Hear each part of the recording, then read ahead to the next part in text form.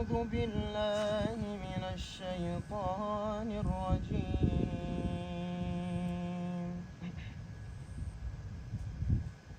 رب السماوات والأرض وما بينهما فاعبده واصطبر لعبادته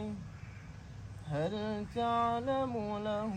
سميا ويقول الإنسان أإذا ما مت لسوف أخرج حيا أولا يذكر الإنسان أنا خلقناه من قبل ولم يك شيئا فوربك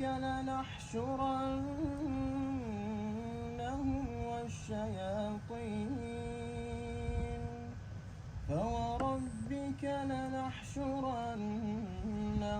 والشياطين ثم لنحضرنهم حول جهنم جثيا ثم لننزعن من كل شيعة أيهم أشد على الرحمن عتيا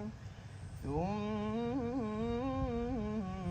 لنحن أعلم بالذين هم أولى بها صليا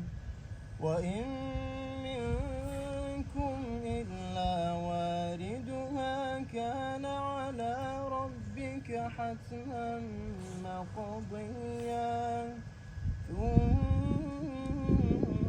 ننجي الذين اتقوا ونذر الظالمين فيها جثيا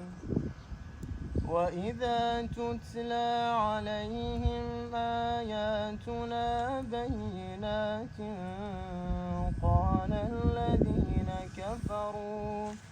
قال الذين كفروا للذين آمنوا